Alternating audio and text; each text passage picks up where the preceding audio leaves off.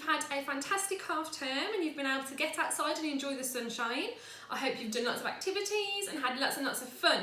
I have missed receiving your messages, and so have all the others. We are so used to now reading your messages, seeing your pictures and your videos that we have missed it this week. So we can't wait for you to start sending us those back in, and so that we can see them and reply to you.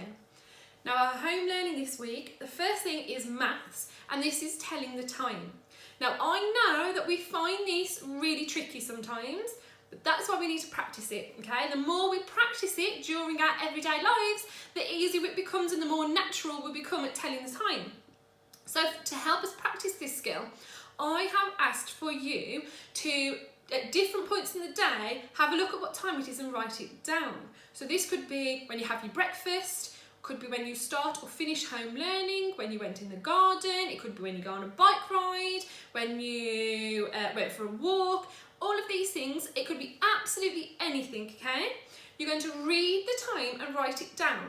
Now, if you've not got an analogue clock at home, use a digital clock and do it like that instead.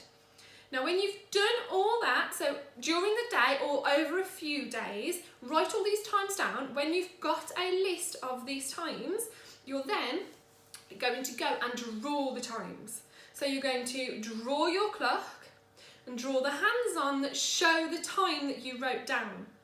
Then you're going to label that clock with the time and the activity that you did. So my example on your worksheet, I have drawn a clock and my hands are pointing at 12 o'clock. Next to that clock, I have wrote at 12 o'clock, I ate my lunch in the garden. Okay, so you're going to do that for all the times that you wrote down too.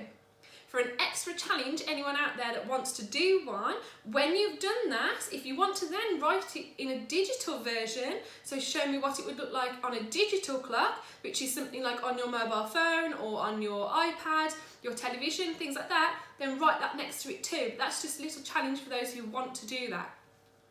Okay, I have got a clock here for you. So I drew this one to remind you that anything from 12 till 6, if the minute hand is anywhere here, it is past the hour. Then when we go from 6 to 12, if the minute hand is anywhere this side of the clock, we are going to the next hour. So past the hour and to the hour. Our minute hand is the long hand and our short hand is the hour hand. Okay, remember to count in your fives. 5 past, 10 past, 20 past, 25 past, half past. These are our important ones, okay? Quarter past, half past, quarter to, and o'clock. Now, our English. I am asking you to stretch some sentences for me. Now, this is going to help us to improve our sentence writing and make our writing in general much more interesting. And as you move on to year 4, you'll be able to write more complex sentences. So, when I was in the sunshine, I wrote some sentences. However, because I was lazy and having a nice little relax, my sentences are really, really boring. Okay? So I'm going to get you to stretch these sentences out, make them loads better. I've done an example for you, okay? To do stretching our sentences, we're going to use the 5 W's. Who, what, where, when, and why. Those are the 5 important W's that are going to help you stretch out your sentences and make them more interesting. Now, the example I've given you is the witch flies. I have then rewrote that sentence, stretching it using what, when, where, and why. If you scroll down, you'll see my example of that. Now try and get your fronted adverbials in there. If you look closely, on one of those 5 W's, I've added a fronted adverbial in to get that information in. Okay? Now you don't have to come up with your own sentences. I've given you 5 boring sentences. You just got to make them sound better. However, it's important that you rewrite the sentence like I have. Okay, so each one you're going to rewrite it, adding that little bit extra information. Okay, then for our spelling, you're going to do some scribble spelling. Okay, you're going to get your pen and your paper and you're going to do a big scribble all over your paper.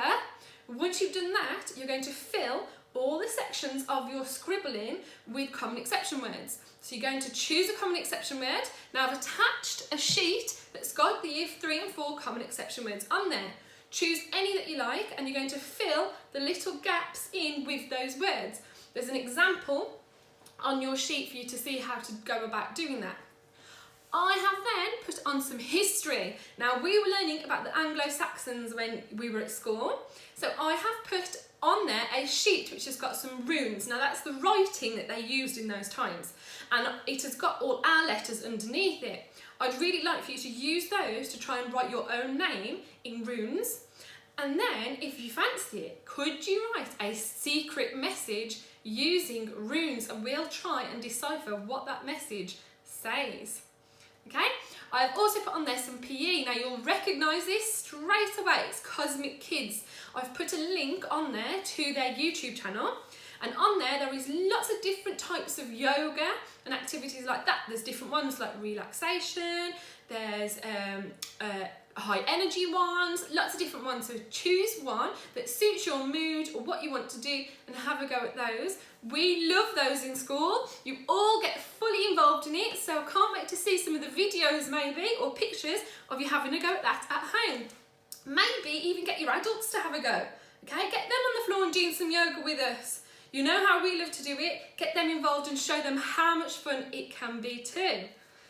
Right, the last thing on there is our storyteller competition. So remember, this runs every week and we are asking you to read a story or a chapter of a story, film yourself doing that and send it in to us. Then one of you that sends that in will be chosen as our storyteller of the week. Now, if you're chosen as storyteller of the week, your video features on our YouTube channel just after our assembly video. That's on a Tuesday, okay? So our assembly video goes on at 12 and then the storyteller video goes on. But we will announce the winner in our assembly.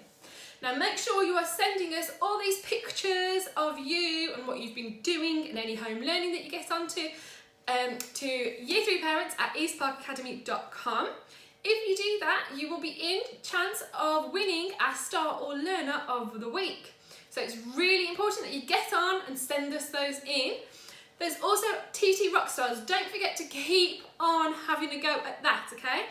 Each week we send out 3 certificates for the highest scorers and 3 certificates for the most improved. So if you're playing it, you're in with a chance of winning a certificate. 6 people out of each class every week get a certificate, okay? Let's try and get you some of those too. I hope you enjoy the home learning this week. Have fun with it. Get as creative with it and imaginative with it as you can. Send us it in and we cannot wait to hear from you very, very soon. We are missing you lots and lots and lots, so please send us little messages, photos, videos, everything so we can see all of your little smiley faces. Bye, Year 3!